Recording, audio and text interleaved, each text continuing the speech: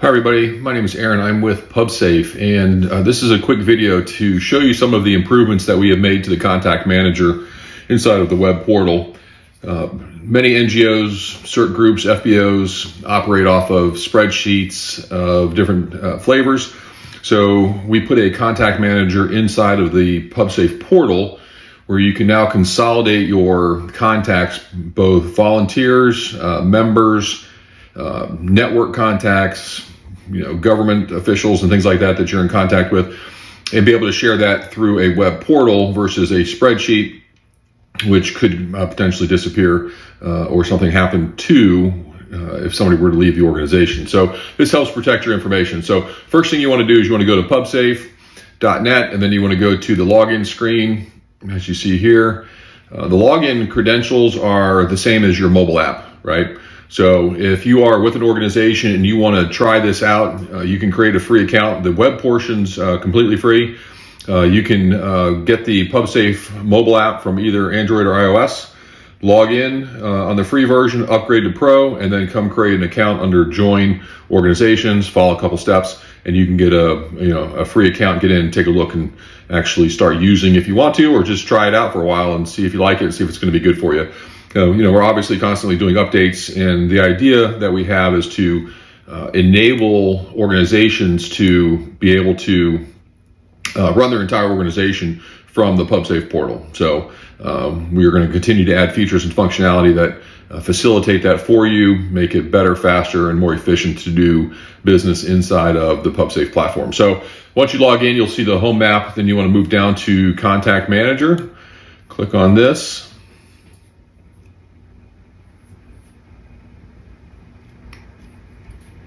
And the first thing you'll notice is the new layout. We organized a lot of information. It's a lot easier to read. We improved some of the filtering functions where you can go through the same list of skills or experience or resources that are required when you sign up as a responder in Pro mode.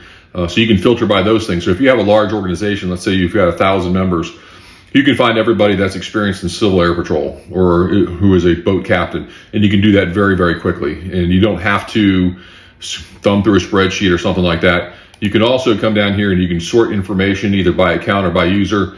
We have the option of showing either accounts, contact, members, users, or volunteers. And I'll point out real quickly that we have an automated onboarding process for volunteers where on the website, they can go to volunteer registration up here. Every organization gets a unique link, and when somebody fills that out, they actually put the volunteers straight into the contact manager inside of your organization. So you do not have to double enter anything. It goes straight into your account. You can share that URL on your social media and use it as a way of collecting up volunteers. So keep that in mind. It's a very, very efficient way of expanding your volunteer base. Once they're in the system, then you can start communicating with them.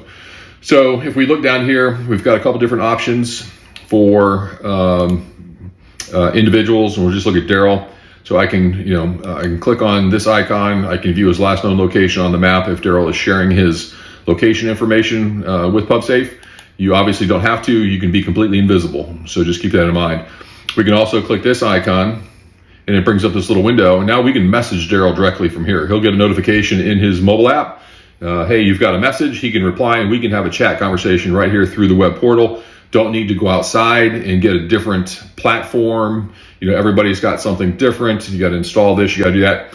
It all happens between the app and the portal. And because we have that direct one-to-one connection, we can do a lot with that as far as speed, reliability, and also keeping track of all that messaging. We actually have a report that keeps all that chat log history. So you may not need it right away. Maybe 6 months from now, you need to go back and look. You can look at all that chat history that was part of that.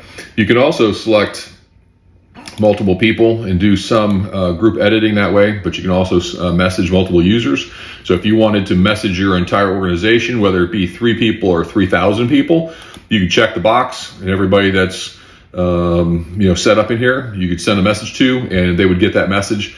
And what we have seen globally in less than 5 seconds. We've got developers offshore, and when we run this test, they're instantly getting those messages. So if you're like an international NGO and you've got people all over the world and you want to send company communication, There's no extra charge for the messaging capabilities that we have because we own both ends, the portal and the mobile app.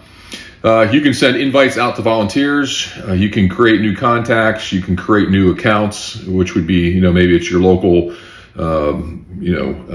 animal shelter, and you want to add them to the system. You can do that, and then they become a contact inside of your contact information. So let's go ahead and click on somebody. Let's click on Daryl so we can edit him. And we did quite a bit of expanding this section to encompass more things that we are getting told are important to keeping track of people and members. So first of all, you can add a photo, which helps identify somebody visually. If somebody calls in and asks the dispatcher, hey, what does this guy look like? I'm not quite sure this is the right guy. You have a picture that you can reference, right? We can go down, we can get into these sections, and this is all new information down here. So we can have a complete status of, this individual, whether a citizen, a responder, or a volunteer, and then that allows us to do some additional filtering.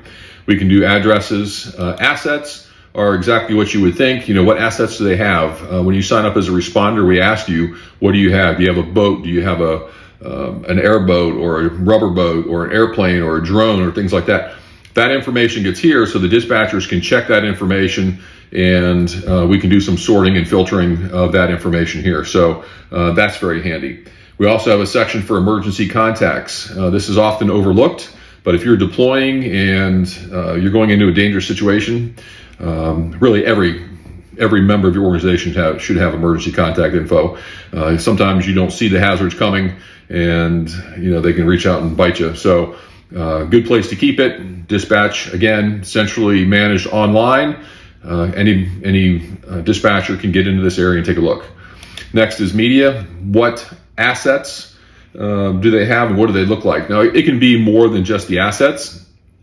It can be other things that are important to you. It could be a vehicle. If it's just a vehicle that you're driving with a license plate number that you want to be able to share with the local sheriff's office if you're parked somewhere, or hey, we found a vehicle, we think it's yours. You can go in here and you look at it and you say, oh, yeah, is it a blue Chevy or is it a black Sherp? Yes. Okay, there we go. That's one of ours. Next is you can add notes. And in the notes section, you can type anything that you want, right? And that's very handy to be able to document things that are going on. Maybe there was an incident and you want to document that, or maybe you had a conversation and you need to make a note about that. That kind of information could go in here so you can reference again in the future. And then the last section that we added is for training and certificates.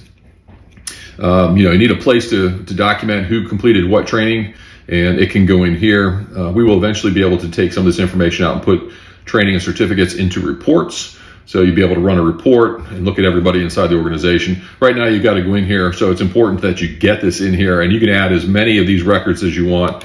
Just click on new, you get this little form, and you fill it out. So that is the update with the latest changes to the PubSafe Contact Manager. If you are looking to get your organization organized and have a platform to run it on, please check out PubSafe. We'd love to talk to you. If you would like a web demo, contact us and we'll run you through this. Otherwise, you can just go in, like I said, go to join organizations, follow a few steps there, and you can create an account and you can get in and you can start playing. Play around, try things out, and see what's going to work for you. If you got suggestions, please let us know if we're missing something. We'd be glad to look at adding more features and functions based on specific field requirements. Thank you, and we'll talk soon.